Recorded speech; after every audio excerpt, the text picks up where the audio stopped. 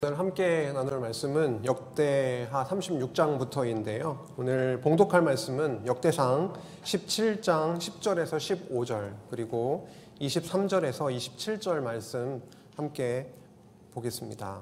역대상 17장 10절에서 15절 말씀입니다.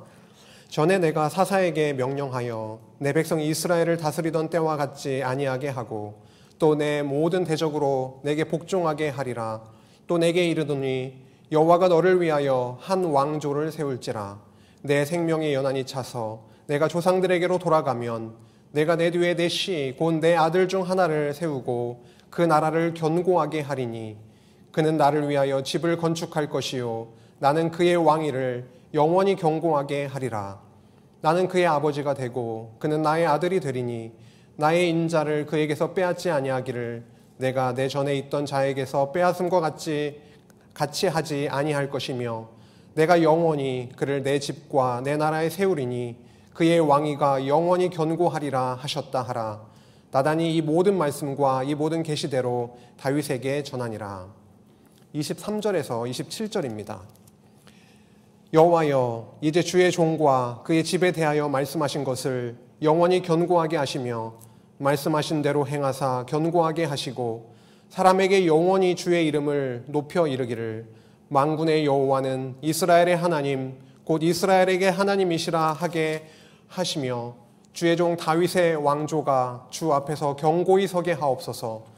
나의 하나님이여, 주께서 종을 위하여 왕조를 세우실 것을 이미 듣게 하셨으므로 주의 종이 주 앞에서 이 기도로 간구할 마음이 생겼나이다. 여호와여, 오직 주는 하나님이시라. 주께서 이 좋은 것으로 주의 종에게 허락하시고 이제 주께서 종의 왕조의 복을 주사 주 앞에 영원히 두시기를 기뻐하시나이다. 여호와여, 주께서 복을 주셨사오니 이 복을 영원히 누리리이다 하니라. 아멘. 역대상 17장 말씀은 다윗에게 여호와께서 다윗 언약을 세우시는 말씀이 앞부분에 나오고 방금 봉독한 대로 뒷부분에는 그 언약을 이루어 주시기를 그렇게 기도하는 내용으로 끝나고 있습니다. 어느덧 역대기 말씀을 함께 나누기 시작했는데 지난 시간에 한 장을 남겨두고 끝맺음을 했습니다. 오늘은 역대기 전체 내용을 함께 기억하면서 그 안에 담겨져 있는 복음을, 역대기에 담긴 하나님 나라의 복음을 좀 상고하는 시간으로 갖고자 합니다. 이스라엘 역사 가운데 함께 하셨던 하나님의 손을 우리가 눈으로 보고 머리로 깨닫고 가슴으로 느끼는 시간이 되기를 원합니다. 역대기 말씀 안에는 하나님 나라 언약과 그 언약을 이루어 주시는 방법으로서의 성전과 그리고 이루어 주신 나라를 통해서 누리게 하시는 은혜 그리고 감사 그리고 기도, 찬양이 풍성하게 들어 있습니다. 제가 이번에 강론을 통해서 역대기 말씀을 읽고 그리고 정리하고 나누면서 이 말씀 가운데 그 복음이 얼마나 진하게 농축되어 있는지를 발견하게 돼서 참 놀라웠고 감사한 시간이었습니다. 오늘 함께 그 복음의 말씀을 깨닫고 누리는 귀한 시간 되기를 원합니다. 지난 시간에 역대하 마지막 장이었죠. 36장 남겨두고 끝냈었는데 먼저 살피고 오늘 역대기 총 정리를 하도록 하겠습니다. 36장은 이제 포로와 귀환의 내용입니다. 이제 남유다 열왕의 역사가 끝으로 왔죠. 그 나라가 어떻게 진행이 되는지 그리고 그 왕조가 다윗 왕조가 그걸로 끝나게 되는지 아니면 회복의 과정을 거치게 해주시는지를 함께 보겠습니다. 요시야의 아들인 여호아스부터 이렇게 시작이 되고 있습니다. 36장 내용을 보게 되면요, 그 앞에 요시야가 나왔었죠. 요시야, 종교 개혁을 주도했고 여호와 하나님께 제사를 다시금 회복하게 했던 아주 선한 왕이었습니다. 그 요시야 왕 이후에 이스라엘 그 남유다에는 굉장히 소용돌이가 있었습니다. 여호아스 그리고 여호야김 그리고 여호야킨 그리고 시드기야 왕으로 그렇게 이어지고 있지요. 지금까지 저희가 살펴보면서 그의 아들에서 그의 아들로 연결되는 거 잘 확인을 했었습니다. 그런데 여기에서 저희의 고개를 약간 갸우뚱하게 만드는 부분이 있습니다. 여호아스의 아들 여호야김, 여호야김의 아들 여호야킨 이렇게 흘러가고 있지는 않습니다. 보시면 여호아스는 요시아의 넷째 아들이죠. 여호야김은요 둘째 아들이죠. 그리고 여호야긴은요 여호야김의 아들이고, 또 다시 시드기야는 여호야긴의 아들이 아니라 요시아의 셋째 아들이 되겠습니다. 이 당시에는 그 바벨론, 애굽도 그렇고요. 애굽왕 느고가 여호아하스를 폐위시키고 그 다음 왕인 여호야김을 그렇게 앉히게 되는 거죠. 그리고 바벨론 왕이 잡아갑니다. 여호야김을. 그리고 여호야긴도 느부갓네살이 바벨론으로 잡아가게 되죠. 이런 애굽도 그렇고 바벨론에 의해서, 외세에 의해서 왕이 앉혀지기도 하고 폐위되기도 하고 이런 아주 소용돌이, 굉장히 어려움 가운데, 혼란 가운데 있었던 것을 저희가 알게 됩니다. 이것이 보호의 내용일까요? 이방 대적이 쳐들어오지 않는 것, 평안한 상태를 유지하게 해주시는 것이 저희는 보호의 개념이라고 생각을 자꾸만 하는 경향이 있습니다. 우리의 삶 가운데에서도 어려움이 없는 것, 평안한 것이 하나님 나와 함께 하시면서 보호해 주시는 것이라고 생각하기가 쉬운데요. 사실 이스라엘 혹 남유다의 역사의 끝자락에 가보면은 이렇게 소용돌이가 있었습니다. 근데 왜 이게 보호가 될까요? 왜 왕위를 계승시켜 주시는 그런 과정이 될까요? 이방 나라에 누군가를 데려다가 왕으로 앉히지 않았습니다. 참 여호와께서 어려움 가운데에서도 다윗의 왕위를, 그 왕조를 끊어지지 않게 그 왕위가 영원히 견고케 해주시겠다라고 언약하신 것처럼 이렇게 요시아의 왕들을 왕위에 앉히시기도 하시고 여호야김의 아들인 여호야긴을 왕위에 앉게 하셔서 어렵고 혼란하고 그런 시기이긴 하였지만, 그리고 무엇보다 시드기야 같은 경우에는 죄악 가운데 있었던 그런 때였지만 여호와께서 꼭 붙드시고 다윗 왕조를 보호하시고 그렇게 계승시켜 나가시는 모습을 저희가 확인하게 됩니다. 역대하 36장 16절에서 17절 그 상반절에 보시면은 이게 시드기야 왕 때입니다. 그의 백성이 하나님의 사신들을 비웃고 그의 말씀을 멸시하며 그의 선지자들을 욕하여 여호와의 진노를 그의 백성에게 미치게 하여 회복할 수 없게 하였으므로 하나님이 갈대아 왕의 손에 그들을 다 넘기시매라고 말씀하십니다. 참 처절한 상황입니다. 여호와 하나님은 온데간데 없고 하나님께서 보내신 사신들 그리고 선지자들을 욕하고 비웃고 말씀을 멸시하는 그런 상황 가운데 있었던 것입니다. 누구였대요? 시드기야 왕 때 완전히 그랬던 것입니다. 그래서 결국은 바벨론에 의해서 나라가 망하게 되고 포로로 잡혀가게 되는 것이죠. 36장 20절에서 23절 말씀을 보시면 역대 상하의 끝부분을 이렇게 마무리를 하고 있습니다. 그들의 현실 상황은 어떻습니까? 완전 절망이죠. 나라가 멸망을 했고 왕들은 죽거나 잡혀가게 되고요. 그들의 국권이라고 하는 것은 상실된 상황이었습니다. 그들에게는 현실적으로 보이는 소망은 없었던 것입니다. 36장 20절에서 23절에 보시면은요, 칼에서 살아남은 자를 그가 바벨론으로 사로잡아가매 무리가 거기서 갈대아 왕과 그의 자손의 노예가 되어 바사국이 통치할 때까지 이르니라. 바빌로니아에서 페르시아 바사 왕국으로 이렇게 통치하는 그런 시기까지 이르게 됐다라고 하는 것입니다. 21절 이에 토지가 황폐하여 땅이 안식년을 누림같이 안식하여 70년을 지냈으니 여호와께서 예레미야 입으로 하신 말씀이 이루어졌더라. 예레미야가 70년 후에 너희들은 회복하게 될 것이다 예언을 했었지 않습니까? 그 예언의 말씀대로 70년이 찾아 이제 회복의 그런 섭리로 넘어가게 되는 것입니다. 22절에 보면은요, 바사의 고레스 왕 원년에 여호와께서 예레미야 입으로 하신 말씀을 이루시려고 여호와께서 바사의 고레스 왕의 마음을 어떻게 하십니까? 감동시키십니다. 그가 온 나라에 공포도 하고 조서도 내려 이르되 바사 왕 고레스가 이같이 말하노니 하늘의 신 여호와께서 세상 만국을 내게 주셨고 나에게 명령하여 유다 예루살렘에 성전을 건축하라 하셨나니 유다 예루살렘에 성전을 건축하라 하셨나니 너희 중에 그의 백성된 자는 다 올라갈지어다. 너희 하나님 여호와께서 함께 하시기를 원하노라 하였더라. 고레스가 참 신기한 명령을 하게 됩니다. 그가 혼자 마음을 낸 것이 아니라 여호와 하나님이 예레미야에게 예언하게 했던 그 내용을 성취하게 하시려고 누구의 마음을요? 고레스의 마음을 감동을 시키셔서 돌아가라.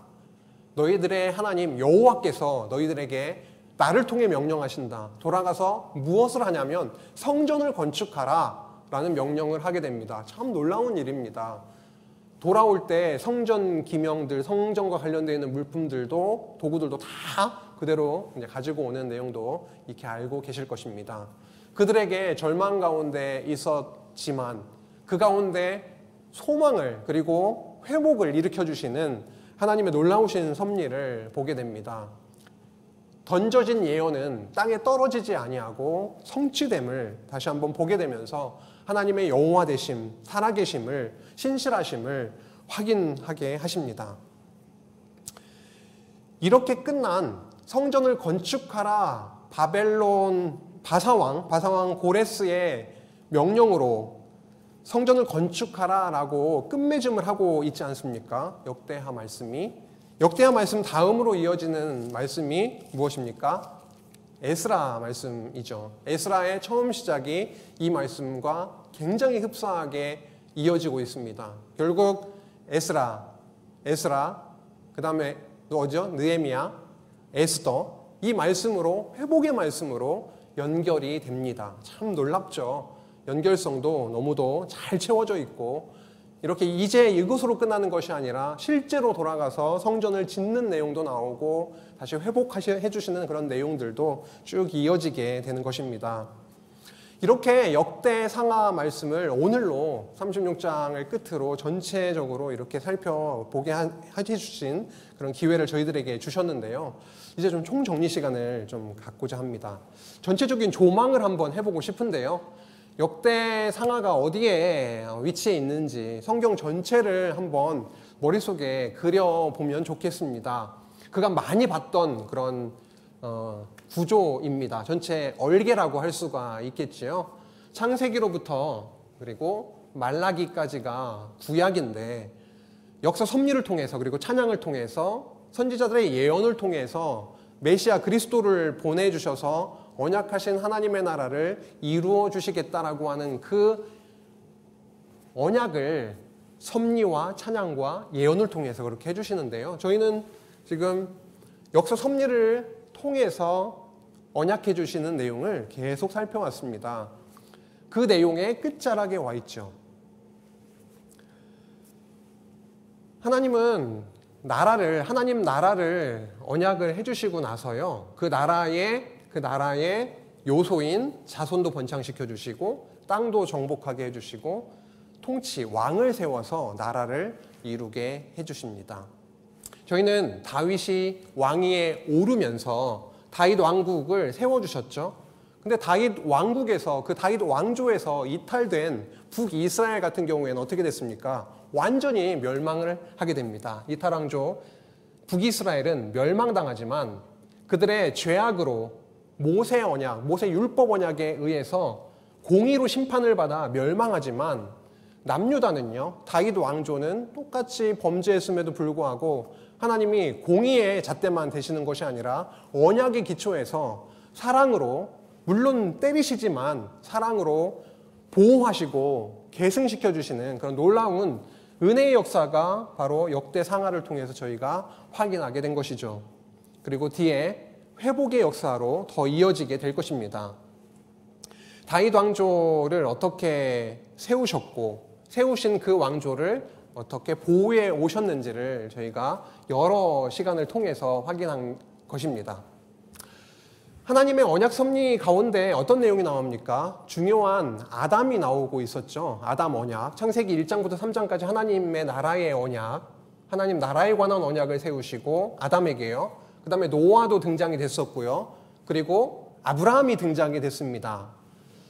실체적으로 원형적인 하나님 나라 언약을 세워주시고 아담에게 모형적으로 이렇게 이루어주시겠다라고 하는데, 여기로 넘어오면요, 모세 율법 언약이 등장이 되죠. 세우신 하나님 나라 언약을 모세 율법 언약의 방식으로 성전을 통해서, 예수께로 오면은 십자가를 통해서 하나님 나라를 이루어 주시겠다고 그렇게 언약하시는 내용이 나오고 있죠. 이쪽으로 넘어오면 다윗 언약으로 이어지는데요.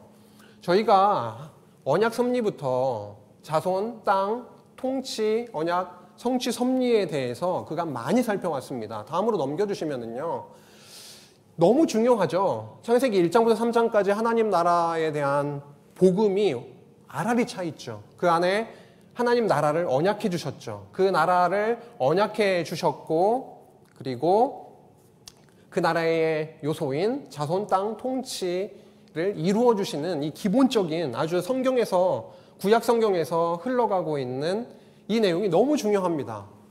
그래서 기초를 이룹니다. 하나님이 언약해 주시고 그 언약대로 성취해 주신 내용이 역사 섭리 가운데 쭉 흘러가고 있음을 저희는 너무 잘 확인해 왔고 중요하게 여기고 있습니다. 그런데 이것이 무엇냐면 결국은 아담에게 세우신 하나님 나라 언약이 성취되는 과정이었다라고 하는 것입니다. 그 나라의 백성도, 땅도, 왕도 세워서 그 나라를 이루어 주시는 하나님의 살아계심을 저희들에게, 그리고 어떠하심을 확증해 주시는 그런 말씀이었죠. 아담에게 하나님 나라 언약해 주시고 그 나라를 아브라함에게 다시금 세워주시고, 그 언약을 세워주시고 그 나라를 모세 언약의 방법으로 성전을 중심으로 이루어 주시겠다. 그래서 세워주신 하나님의 나라를 다윗에게 언약을 다시금 세우시면서 그 나라를 앞으로 어떻게 이끌어 나가실지를 말씀하시죠. 모형적으로 이루어주신 그 하나님의 나라를 그리스도를 통해서 결국 새 언약을 통과해서 십자가로 이루시는 하나님의 새 언약의 성취를 통해서 결국 나라를 이루어 주시겠다라고 하는 그 큰 흐름이 여기 도표에서 읽혀집니다. 저희는 이 부분을 살펴봤던 겁니다. 다윗 언약이 나오는 역대 상하 말씀, 여기에서 저희들이 여러 시간 집중적으로 보아왔습니다. 그럼 역대 상하의 전체 흐름은요, 여러 번 저희들이 확인을 했죠. 눈으로 한번 보시고요. 오늘 자세한 내용들을 하는 건 아닙니다. 계보로 다윗 왕을 왕위에 세우시고 그 다음에 전쟁을 통해서 승리하게 하시는 성전 건축을 준비하게 하시고, 이제 그의 아들인 솔로몬을 세우셔서 번영케 하시면서 솔로몬 성전을 건축하게 하시고, 이제 분열이 되고 난 후에 어떻게 보호하시고 존속시켜 나가시는지를 저희는 함께 살펴왔는데요. 크게 한 덩어리, 두 덩어리로 되어 있죠. 다윗 왕조를 수립해 주셨으니 그 왕조를 어떻게 보호해 가셨는가라고 하는 큰 두 흐름이 있는데, 그 안에 세 부분씩 되어 있지 않습니까? 이 부분을 좀 그리스도께서, 예수께서 어떻게 성취해 주셨는지, 이 안에 담겨져 있는 우리에게 주시는 그 복음의 말씀이 무엇인지에 대해서 오늘은 그 부분에 조금 집중하는 시간으로 삼겠습니다. 역대기 안에는요, 키워드를 뽑아볼 수 있을 것 같습니다. 이 단어 한 글자씩 되어 있는데 여기에 5개 키워드가 숨겨져 있습니다. 한번 보시고 한 가지라도 좀 뽑아 보시면 좋겠습니다. 역대 상하 말씀을 저희가 쭉 살펴오면서 그 안에 담겨져 있는 핵심적인 단어들이 분명히 있다라고 하는 것인데요. 한번 알려줘 보실까요? 네? 계보가 있다라고 하네요. 그게 눈에 보이셨나 봅니다. 계보가 있죠. 그래도 뭐가 있을까요? 언약이 있습니다. 좋습니다. 언약이 있고요. 네? 회복이 있습니다. 그렇습니다. 회복의 내용이 36장 끝부분에 저희들 확인했었고요. 왕조요? 무슨 왕조? 그렇죠. 다윗 왕조가 있습니다. 다윗 왕조가 있지요. 다윗 왕조를 보호하시고 계승시켜 주시고 이런 내용들이 계속 흘러왔던 것입니다. 또 뭐가 또 있을까요? 성전. 오늘 왜 이렇게 잘하시죠? 오늘 전체 흐름을 다 꿰뚫고 있으신 것 같습니다. 그렇습니다. 계보가 나오죠. 역대상하의 처음부터 이제 계보로 시작을 하고 있지요. 그리고 이 계보는 언약의 계보입니다. 사실. 그래서 언약이 굉장히 중요합니다. 언약 중에서도 어떤 언약이 굉장히 강조되고 있죠. 역대상하에 다윗 언약이 강조가 되고 있죠. 그런데 다윗 언약만 강조되고 있나요? 아니요. 제가 조사를 해보니까요. 다윗 언약만 강조되고 있는 게 아닙니다. 율법 언약도 나오고요. 소위 모세 언약도 나오고요. 아브라함 언약도 나오고요. 다 언약이 골고루 나오고 있습니다. 또 뭐가 있을까요? 다윗 왕조도 있었고요. 성전도 있었고요. 언약도 있었고요. 그렇죠? 계보도 있었고 회복도 있었고 좋습니다. 이렇게 아주 중요한 주제들이 역대 상하에 숨어 있습니다. 좀 그 키워드들을 좀 기억을 하시면서 전체 흐름을 간단하게 보면서 나가겠습니다. 먼저 다윗 왕조의 수립, 세워지는 내용이 역대상에 나왔었죠. 처음으로 다윗 왕국의 계보가 나옵니다. 1장부터 9장까지 나와 있습니다. 이 계보는요, 언약적 계보죠. 아담으로부터 시작을 합니다. 노아, 아브라함, 다윗, 뭔가 특징이 있죠. 아담 언약, 노아 언약, 그렇죠? 아브라함 언약, 다윗 언약. 물론 그 사이에 엄청나게 많은 사람들이 등장이 되고 있지만 그 계보를 보면은 누구에게 집중하게 한다라고 하는 것을 저희들이 자꾸만 느껴지게 만드는 그런 구조로, 흐름으로 되어 있습니다. 다윗이 중심이 되고 있습니다. 유다 지파인 다윗. 레위 지파가 굉장히 강조되고 있다라고 하는 것을 알게 됩니다. 성전에서 봉사하는 자들. 다윗은 왕이죠. 그 나라를 통치할 왕. 유다 지파에서 왕이 나온다고 했습니까? 유다 지파가 굉장히 강조되고 있고 바벨론에서 포로에서 회복되기까지의 계보가 담겨져 있습니다. 그럼 이 안에 엄청난 게 다 담겨져 있는데요. 앞으로 흘러갈 역대 상하의 내용이 담겨져 있는데요. 내포하고 있습니다. 그럼 계보는 어떠한 의미를 담고 있을까요? 계보의 복음적 의미는 그 안에 담겨져 있는 복음은 무엇일까요? 제가 계보하면은 딱 떠오르는 성경이 있죠. 마태복음 1장 떠오르시죠? 그리고 써 있으니까 좀 알려주세요. 써 있잖아요. 누가복음이 있습니다. 누가복음 3장이 있습니다. 이렇게 구약의 계보가 저희가 역대상 1장에서 9장까지 굉장히 긴 계보를 저희들이 함께 나누었었는데 이 계보는 마태복음 1장의 계보와 누가복음 3장의 계보와 무관하지가 않습니다. 이 계보는 결국은 예수님께서 그리스도께서 오실 길을 딱 다리를 놓고 있고 앞을 지금 준비해 나가게 하셨던 예수님의 그 계보 족보를 통해서 성취될 말씀입니다.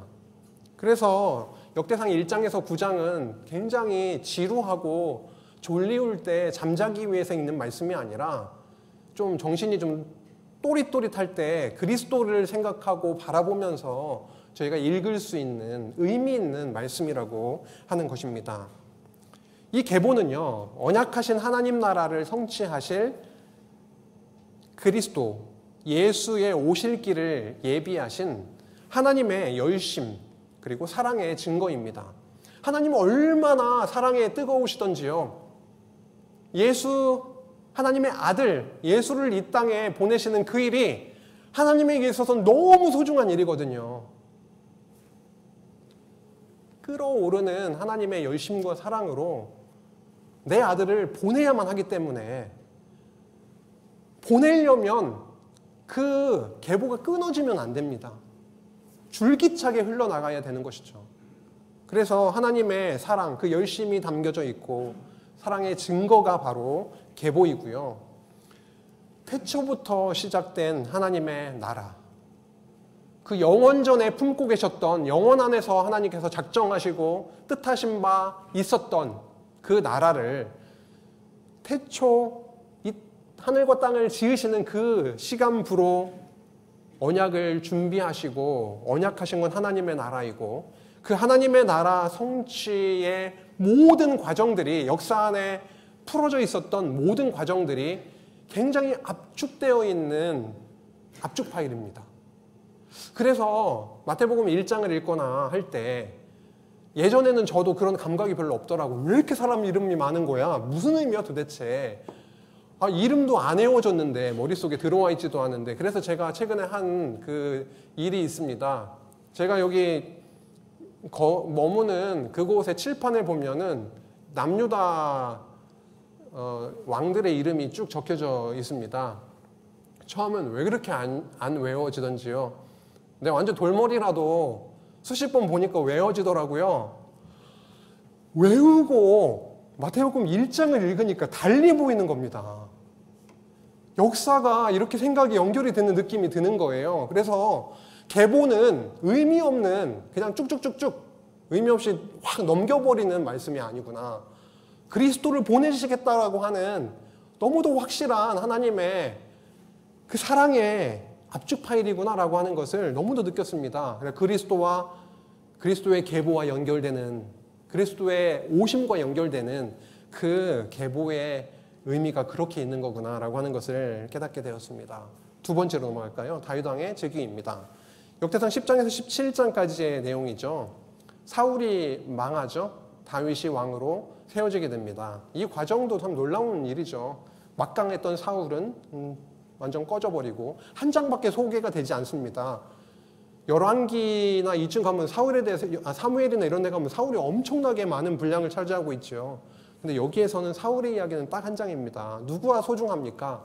다윗, 유다지파. 다윗이 하나님의 눈에는 너무도 크고 소중하고 귀한 언약 자손입니다. 그를 통해서 이제 왕으로 등극을 시켜서 하나님이 통치하시는 그 나라를 이루어 가시는 것이죠.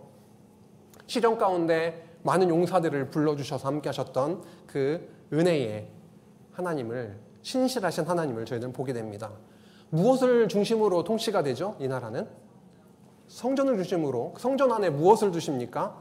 법궤를 둡니다. 언약궤를 중심으로 통치되는 나라가 바로 다윗의 나라, 하나님이 언약하신 그 나라입니다.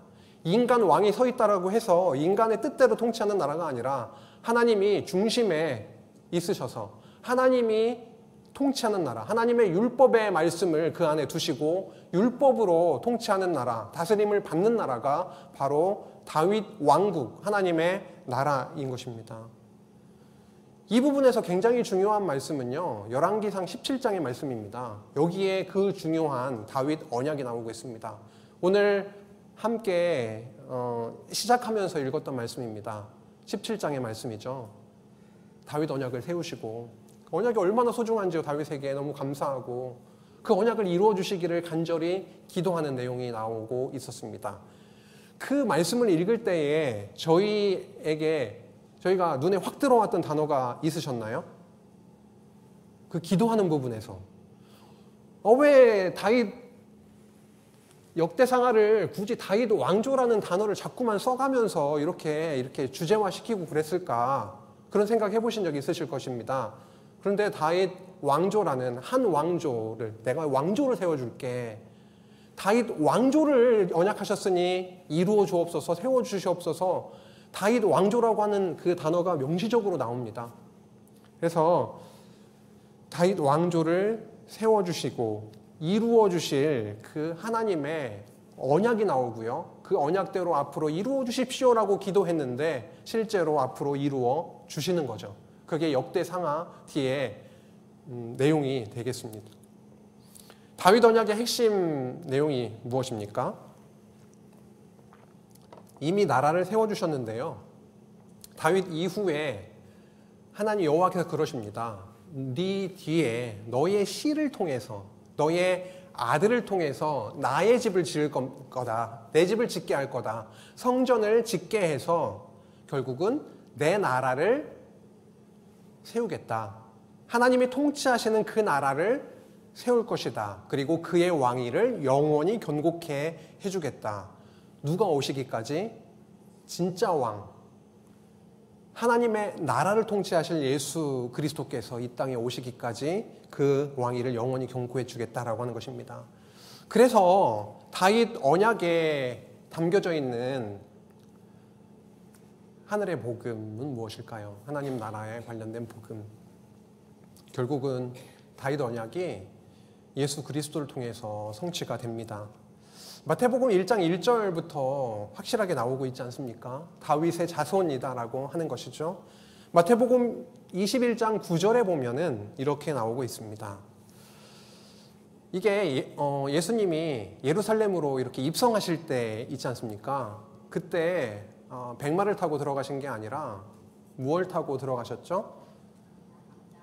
예, 당나귀는 나오진 않는데 나귀 새끼를 타고 들어가십니다. 그 모습을 보고 따르면서 이런 말씀을 하고 있는 겁니다. 앞서고 뒤서고 하면서 앞에서 가고 뒤에서 따르는 무리가 소리 높여 이르되 예수님께 아주 멋진 장군에게 드리는 찬양이 아니라 한 나귀를 타고, 나귀가 엄청나게 튼튼했을까요? 어른이 탔으니까 아마 힘들어 했을 수도 있겠죠. 누가 봐도 좀 갸우뚱거리면서 그랬을 법한데 참 놀랍게도 그런 예수님의 앞에 뒤에 서면서 뭐라고 하고 있냐면, 그가 가고 뒤에서 따르는 무리가 소리 높여 이르되 호산나 다윗의 자손이여 찬송하리로다. 주의 이름으로 오시는 이여. 가장 높은 곳에서 뭐라고 하더라? 호산나 하더라. 호산나가 호시아나. 이제 우리를 구원하소서. 여호슈아. 비슷한 느낌이 나시죠? 구원하소서. 호시아나. 이제는 우리를 구원하소서. 다윗의 자손이여 라고 합니다. 그들이 무엇을 알고 이런 찬송을 부를까요? 하나님이 찬송을, 그런 이 입술 위에 그들의 찬송을 넣어주시고 그들의 입을 통해서 호산나 다윗의 자손이여라고 찬송하게 하십니다. 마가복음으로 넘어가면 더 놀라운 말씀이 나옵니다. 같은 사건이에요. 마가복음 11장 9절에서 10절에 보니까 앞에서 가고 뒤에서 따르는 자들이 소리 지르되 호산나 찬송하리로다 주의 이름으로 오시는 이여. 같습니다. 내용은 10절 찬송하리로다. 다시 읽어볼까요? 시작. 찬송하리로다. 오는 우리 조상 다윗의 나라여. 가장 높은 곳에서 호산나 하더라. 무슨 나라요? 다윗의 나라요. 누구를 향해서 이런 노래를 하고 있는 거죠? 어린 나귀를 타고 있는 예수님을 향해서 다윗의 나라요. 이렇게 찬양을 합니다. 놀랍지 않습니까? 다윗 언약을 세우시고 결국은 오셔서 하나님이 약속하신 그 나라를 세우시기 위해서 스가랴서를 통해서 또 예언케 하셔서 지금 들어가고 있는 너희들의 눈에 보이는 이 자가 바로 분명히 내가 보내고자 했던 왕이다. 내가 세우고자 한 그 나라를 통치할, 그리고 다윗의 나라로 온 하나님의 내 나라를 세우신다고 했는데 그 나라를 통치하시고 그 나라 본체 대신 그 나라이신, 다윗의 나라이신 예수님을 향해서 호시아나, 이제 우리를 구원하소서라고 하는 찬양을 하게 하시는 것이죠. 누가복음 1장 32절에서 33장에는 이런 말씀이 나옵니다. 그가 큰 자가 되고 지극히 높으신 이의 아들이라 일컬어질 것이요 주 하나님께서 그 조상 다윗의 왕위를 그에게 주시리니. 놀라운 말씀이죠.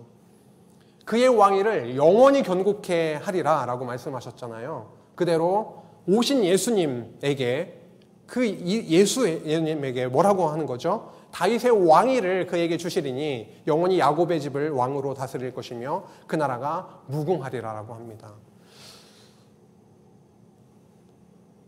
마태복음과 마가복음 그리고 누가복음을 통해서 나타나고 있는 말씀이 너무도 놀랍습니다.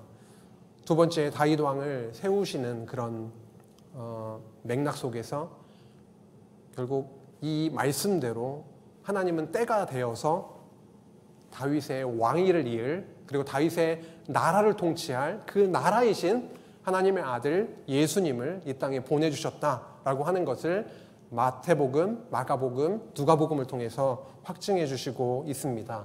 분명히 성취됐구나라고 하는 것을 저희들이 확인하게 해주시죠. 다음으로 다윗 왕의 치적 내용입니다. 다윗이 엄청나게 왕이 되어서 많은 승리를 하기도 하죠. 근데 그 승리가 다윗의 능력으로 된 것이 아니라 하나님이 다윗이 어디로 가든지 그와 함께 하시니까 여호와께서 그를 이기게 하시니라 라고 분명히 적고 있습니다. 많은 나라들을 제압하고 승리하게 됩니다. 블레셋, 모압, 암몬, 아람 이런 나라들이요. 저희들이 함께 살펴보면서 왜 승리하게 하셨을까라고 했을 때 뭐라고 몇 번 정리했죠? 성전 건축을 준비하는 과정이구나. 승리하게 해서 많은 금과 은과 놋들을 취하게 합니다. 이건 나중에 성전을 건축할 재료가 됩니다. 그런데 이 부분에서 정말 중요한 사건이 있습니다. 다윗이 범죄하는 사건이요. 인구 조사하는 사건이 나오고 있습니다. 이제 다윗 정도 됐으면요. 여호와가 나와 함께 하시니까 블레셋이든 암몬이든 모압이든 다 승리할 수 있었던 그 다윗이었는데 이제 마음속에 다른 생각들이 돌아가는 겁니다. 내가 거느리고 있는 싸움에 나갈 만한 자가 몇 명이지? 내 힘은 얼마나 되는 거야? 수량화하려고 자꾸만 시도를 합니다. 여호와 하나님은 온데간데 없습니다. 나와 함께한 능력의 만군의 여호와는 안중에 없고 이제는 내 수중에 있는 것이 어느 정도 되는 거지? 내가 갖고 있는 재산이 얼마지? 이런 식으로요. 나의 힘은 얼마나 되는 거야? 라고 하는 하나님을 버리고 다른 것을 의지하는 그 탐욕의 우상에 빠져있는 다윗을 보게 됩니다. 이 사건은 무엇을 의미합니까? 다윗이라고 했을 때 저 어렸을 때는 다윗이면 막 최고였던 것 같아요. 여호와 이름으로 나가서 막 골리앗을 때려 부수고 다윗 정도면은 정말 대단한 사람이지. 나 다윗처럼 되고 싶어. 이런 생각도 했었는데요. 말씀을 읽어보니까 다윗은 훌륭합니다. 기본적으로 훌륭해요. 왜요? 사울과 비교만 해도 너무 훌륭합니다. 때때마다 하나님께 묻습니다. 하나 어떻게 해야 됩니까? 너무 훌륭한 왕입니다. 하지만 다윗만큼 또 범죄에 빠졌던 죄악 가운데 빠졌던 자가 없었다라고 하는 겁니다. 이 사건은 무엇을 의미합니까? 이 맥락에서 성전을 건축하기를 준비하는 맥락에서 무슨 의미입니까? 성전이 너무 필요하다. 다윗에게도 필요하고 이스라엘 백성에게도 필요하다라고 하는 것을 강조해 줍니다. 성전의 절대적 필요성에 대해서 얘기하고요. 뒤에 성전을 건축할 준비를 하게 하시고 왕국을 재정비하게 하시는데 뭘 정비하죠? 레위 사람들을 그리고 아론의 아들들 그 제사장들에 대해서 24반열로 아주 조직을 갖추어서 성전에서 펑크나지 않도록 하나님을 섬기는 제사를 드리는 그 일에 차질이 없도록 아주 준비를 열심히 차곡차곡 하는 모습을 보여줍니다. 유언을 하고 찬양을 하네요. 유언할 때 뭘 넘겨주죠? 성전 건축 그 설계도를 넘겨줍니다. 다시금 다윗 왕의 치적은 다른 게 아닙니다. 성전 건축 준비와 성전이 얼마나 필요한지 얼마나 죄인인지 이것을 보여줍니다. 우리는 여기에서 빠지게 되나요? 우리 역시도 성전이 너무 필요한 자들이라고 하는 것이죠. 그래서 참 성전으로 오신 예수 그리스도가 우리에게 얼마나 필요한지에 대한 부분이 이 부분에서 나오고 있습니다. 왜 앞으로 성전을 건축하게 하시는 걸까요? 이런 자들이기 때문입니다. 성전은 이스라엘 백성들에게 있어서 필요 조건입니까? 필요 충분 조건입니까? 있어도 되고 없어도 되는 하나의 요소입니까? 그게 아니라 필요 조건이 아니라 필요 충분 조건입니다. 그것만이 길이다라고 하는 것이죠. 예수님은 이 땅에 왜 오셨죠? 의인을 부르러 오셨다라고 말씀하셨나요? 아니더라고요. 누가복음 5장 29절에서 32절에 보면 이렇게 나와 있습니다. 레위가 예수를 위하여 자기 집에서 큰 잔치를 하니 세리와 다른 사람이 많이 함께 앉아있는지라 바리새인과 그들의 서기관들이 그 제자들을 비방하여 이르되 너희가 어찌하여 세리와 죄인과 함께 먹고 마시느냐? 예수께서 대답하여 이르시되 건강한 자에게는 의사가 쓸데없고 병든 자에게라야 쓸데있나니 내가 의인을 부르러 온 것이 아니요 죄인을 불러 회개시키러 왔노라 라고 말씀하십니다. 그 당대에 나는 의인이야. 율법을 지킴으로 나는 의인으로 예수님 없어도 돼. 예수는 없어도 돼. 라고 했던 그런 자들은 그들이 의인이라고 부르는 의사가 필요 없는 구약에 언약하신 다윗의 왕위를 지금 이어서 오신 그 참왕, 천국의 주인이신 그 예수님, 병든 자를 고치러 오신 예수님 필요 없는 자들이지만 여기서 예수님은 분명하게 말씀하십니다. 나는 죄인을 부르러 왔다라고 말씀하십니다. 우리 각자가 다 여기에 속하는 것이죠. 다윗이 범죄한 그 사건에 우리도 동참했고, 우리도 예수님 없이는 살 수 없는 죄인임을 또 일상생활 속에서 체험하면서 살아가고 있습니다. 오늘은 하나도 죄짓지 않고 의롭게 사셨나요? 저는 요즘 좀 마음이 좀 아파요. 너무 죄가 제 안에 드글드글한 거를 많이 느끼고 있어가지고 좀 마음이 아픕니다. 갈등도 되더라고요. 이게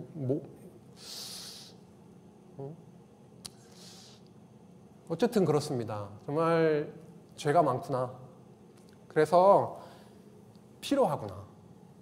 죄인을 부르러 오셨다라고 하니까 이 말씀이 저한테도 굉장히 달게 느껴졌고 귀중한 말씀으로 그렇게 다가오더라고요. 역대 하루 넘어갑니다. 다윗 왕조를 보호해 주시는 내용으로 넘어가죠. 수립해 주셨으니 그것으로 죄악 가운데 있는 그들을 완전히 끊어내고 멸절시키시는 것이 아니라 소망함을 갖게 하시죠. 뭘 건축했기 때문이죠? 성전을 건축하게 하셨기 때문입니다. 솔로몬을 건축할 것이기 때문입니다. 솔로몬을 세우십니다. 1장부터 9장까지가 솔로몬의 번영의 내용이죠. 성전을 건축하게 하는 내용입니다. 성전 건축 얘기가 나오죠. 어디에 건축했다. 모리아산, 오르난의 타작마당 이런 구체적인 내용도 나오면서 성전을 건축하는 내용, 성전을 건축하고 봉헌하면서 제사하는 과정 속에서 기쁨과 찬송과 여호와 하나님의 인자하심 그 헤세드와 자비와 은혜를 그렇게 몸소 느끼면서 감격하고 찬양하는 그런 모습들이 너무 풍성하게 나왔었죠. 얼마나 성전을 향해서 이제 기도를 합니까?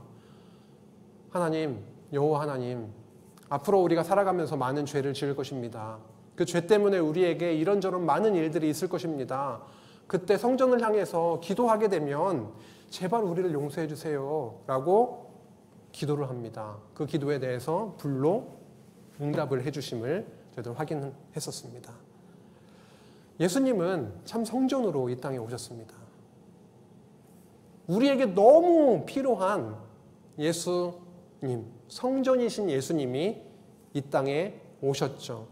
근데 성전으로 오신, 그 빛으로 오신 예수님을 이 세상은 알지 못했고요. 오히려 비웃었고요. 시드기야 시대 때 말씀을 비웃고 하나님께서 보내신 선지자들을 이렇게 거들떠보지도 않았던 그런 것처럼 예수님이 참 성전으로 오셨는데 비웃습니다.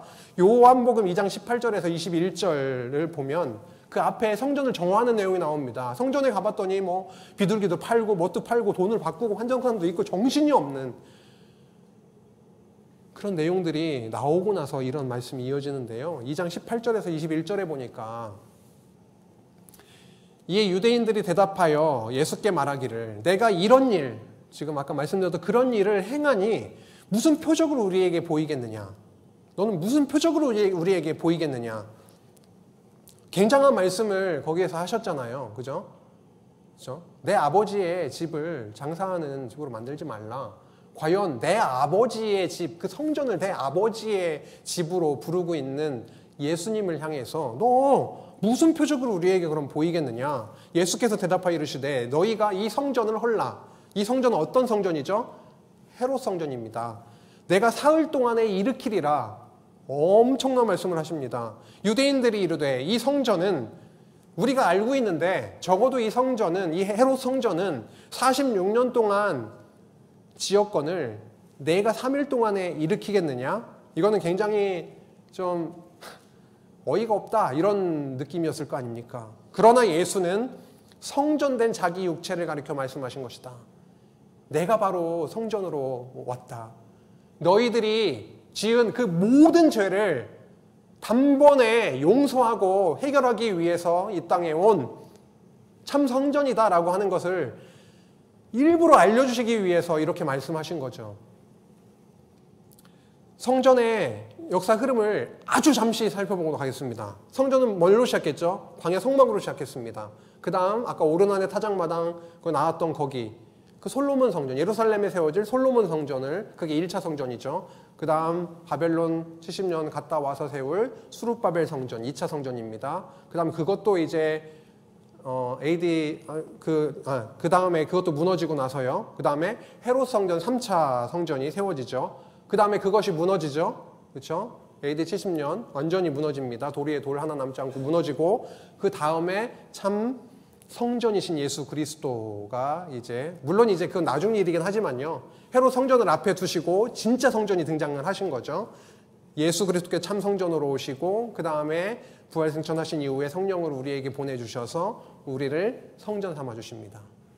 그리고 우리가 죽고 이 육신을 벗으면 새 하늘과 새 땅을 바라보게 하시죠. 정말 저 하늘에 있는 영원한 성전을 또 바라보게 하십니다. 우리를 성전 삼아 주셔서 매일의 삶 속에서 우리에게 있게 된 일은 무엇입니까? 참 이것이 우리에게 중요한 내용일 텐데요. 예수님이 참 성전으로 오셨고 우리를 또 성전 삼아 주신 것이 나와 무슨 상관인가? 구약시대 때 매일같이 아침 저녁으로 상번제가 드려졌습니다. 많은 죄악 때문에 그 죄악된 것이 사하여지지 않으면 죽을 수밖에 없기 때문에 죄악 때문에 매일 드려졌던 번제가 있었던 것처럼 우리 안에 성령을 보내주시고 우리를 성전 삼아주신 그 하나님께서 매일같이 그 안에서 엄청난 작업, 그 일을 진행을 하시는데, 그게 뭐냐면 우리의 죄악을 처절하게 경험하고 발견하고 우리의 겉사람이 매일같이 죽고 우리의 속사람이 날로 새롭게 하시는 그 성전 사역을 우리 안에 매일같이 쉬지 아니하시고 함께 하신다라고 하는 겁니다. 근데 그 과정이 쉽지 않고 고통스럽더라고요. 겉사람이 죽는, 내가 죽어지는 그 과정이 쉽지 않고 고통스럽지만 하나님은 너무도 끈질기시고 능력 많으시고 우리를 포기하지 않으시기 때문에 우리가 우리를 변화시킬 수는 없지만 그 성전은 무너지지 않고 우리 안에 든든히 서 있기 때문에 분명히 우리를 더 나은 하나님의 거룩한 백성으로서의 참 모습으로 나아가게 하실 줄 믿습니다. 이제 분국시대의 보호로 넘어갑니다. 10장에서 28장까지인데요. 역대하. 이제 솔로몬 죽은 이후에 북이스라엘 남유다로 이렇게 나누어지지 않습니까? 그런 스토리인 것이죠. 왕들이 쭉 나오고 있네요. 내가 시간 되면 한번 좀 외워보고도 싶은데 그게 중요한 건 아니고요. 어쨌든 왕들이 쭉 나옵니다. 그런데요, 왕들 사이사이에 뭐 이렇게 나오죠. 요아스라던가 히스기야나 요시야나 이렇게 선한 왕, 여호와 하나님을 섬기는 왕. 이 그래프는 영적으로 좀 더 여호와 하나님을 섬기지 못했던 걸 표현을 했던 건데, 사이사이에 하나님을 섬기는 왕, 선한 왕들을 주시기도 하고 완전히 바닥에 그냥 기계하는 범죄 가운데 있는 왕들을 주시기도 하고 조금 좀 가운데 있는 왕들을 주시기도 하는데요. 여기서 중요한 거는 이렇게 주셨으니까 이 섬기게 됨으로 견고케 되고 보호를 받았다, 이게 아니라 이렇게 범죄 가운데 있는 시기도 이렇게 사이사이에 있음에도 불구하고 결국은 놓지 아니하시고 포기하지 아니하시고 언약에 신실하신 여호와께서 하나님을 경외할 수 있는 그런 과정들을 사이에 주셔서 이끄셨다, 보호하셨다라고 하는 것입니다. 기억나시죠? 요시야 왕이 얼마나 정말 여호와 하나님께 나아가게 됐었는지. 히스기야, 지난 시간에 봤었죠. 성전 제사가 회복이 되고 6월절이 제사가 회복이 되고 나아갔던 그런 모습을 저희들이 확인했습니다. 죄악 가운데 보호를 했다라고 하는 것입니다. 다 여기서 북이스라엘은 끊겨졌죠. 왕조가 그냥 다 끊어집니다. 그래서 막 멸절됩니다. 그런데 그의 아들에서 그의 아들로 계속 남유다 같은 경우에는 그렇게 다윗 왕조는 보호하셨던 것을 표현을 해본 것이고요. 죄악 가운데 보호하셨다라고 하는 겁니다. 캄캄한 가운데 보호하셨다라고 하는 것인데, 방법은 성전 제사를 회복시켜 주시고 율법책을 과정에서 발견케 하셔서 이렇게 하나님을 경외하게 하시는 그런 과정도 있었고, 동시에 범죄했던 그런 왕들도 주셨다라고 하는 것입니다. 하지만 그의 아들에서 그의 아들로 분명하게 이어지게 하셨다라고 하는 신실하심도 저희들이 확인을 하게 됩니다. 역대하 21장 6절에서 7절 말씀 저희들 여러 번 확인했던 건데 눈으로만 확인하고 넘어가도록 하겠습니다. 다윗과 분명히 언약을 맺었다. 범죄 가운데 있었지만 그들을 신실하게 붙드시고 등불이 꺼지지 않게 해주셨다라고 하는 말씀입니다. 이것은 신약에 와서 이렇게 연결이 되는 것이죠. 그의 아들에서 그의 아들, 그의 아들에서 그의 아들로 연결됐었는데 어떻게 됩니까? 이제 그 구약에 있었던 그의 아들에서 이제는 하나님의 아들 예수 그리스도로 연결되는, 성취되는 그 놀라운 은혜의 말씀입니다. 마태복음 1장에서도 그리고 누가복음 3장을 그 족보를 통해서도 저희들이 확인을 하게 되고 갈라디아서 3장 16절에서도 결국 그 자손들이 많이 있지 않습니까? 언약의 자손들이 굉장히 많이 있는데 그 중에 내 자손, 복수가 아니라 내 자손, 하나님의 아들, 씨, 나의 아들, 그 아들을, 그 씨를 스페르마, 그 왕, 그 자손, 하나님이 참 왕이시고 되시니까 그 아들을 보내서 결국은 이루어 주셨다라고 하는 것입니다. 하나님의 아들, 그 씨를 보내서 결국 우리가 하나님의 아들이 된 것이죠. 참 놀랍습니다. 다윗 왕족의 존속 끝부분이죠. 오늘 아까 살펴봤던 것인데요. 히스기야 왕과 요시야 왕을 등장을 시키셨었죠. 그 과정에서 므낫세와 아몬이라든지 완전히, 그리고 여호아스, 여호야김, 시드기야가 얼마나 아까 범죄 가운데 있었는지 봤는데요. 그렇게 이런 과정을 통해서 멸망시키시지만 완전히 끝내지 아니하시고 다시금 회복의 은혜를 베푸셔서 돌아가서 성전을 건축하라라고 하는 말씀으로 끝나고 있음을 보게 됩니다. 이렇게 오늘 역대 상하의 말씀을 큰 덩어리를 중심으로 내용을 조금 기억해 보면서 그 안에 담겨져 있는 예수님을 통해서 언약하신 그리스도 예수님을 통해서 어떻게 성취가 되었는지를 저희가 함께 확인해 보았습니다. 아까 키워드 나왔었는데 키워드들이 뭐였죠? 언약, 하나님 나라 언약이 있고, 그리고 계보가 있고, 다윗 왕조가 있고, 그리고 뭐가 있죠? 성전이 있고, 또 하나가 뭐죠? 회복이 있습니다. 성전이 없다면 회복이 불가능할 겁니다. 오늘 하나만 기억을 하셔도 너무 좋을 것 같아요. 우리에게 예수 그리스도, 성전 되신 예수 그리스도, 우리를 성전 삼아주신 하나님, 그래서 우리를 하나님의 언약대로, 그 다윗 언약대로 그의 아들 씨를 보내셔서 십자가로 성전을 세우신다고 하셨는데 그 십자가로 이루신 하나님의 나라, 그 나라에 우리를 초대해 주셨죠. 우리 하나님의 나라의 백성으로 살아가게 하시고 모든 죄가 십자가에서 해결이 되고 청산이 되고 우리 가운데 나는 죄악 가운데 너무도 이렇게 아프고 매일같이 쓰러지고 하는 그런 상황 가운데 있을지라도 소망이 있고 승리하신 예수님, 그 언약, 하나님의 나라를 분명히 이루셨고 우리 안에도 이루어 주셨고 더 리얼하게 이루어 가게 하시고 영원한 하나님의 나라 이루신 그 영원한 하나님의 나라를 소망케 하시는 그 길에 우리를 데려오셨다라고 하는 것입니다. 오늘 말씀을 이렇게 준비하면서 제 안에 복음이라고 하는 것이 이런 요소들이 있구나. 십자가가 없는 복음은 말할 수도 없구나.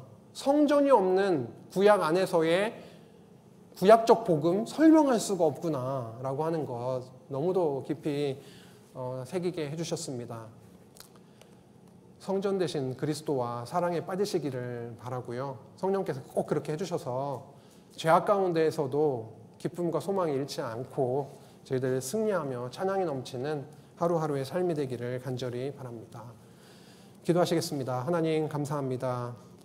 죄악된 우리들을 그리스도의 십자가의 구속으로 다윗의 왕위를 잇는 자로 이 땅에 오셔서 하나님의 나라를 세우시고 우리를 그 영광된 아들의 자리로 불러주시니 감사합니다. 그 은혜를 하루하루 묵상하고 또 나누고 이 말씀이 필요한 사람이 있다면 전하는 그 일에도 우리가 쓰임받는 귀한 자들이 되게 하여 주옵소서.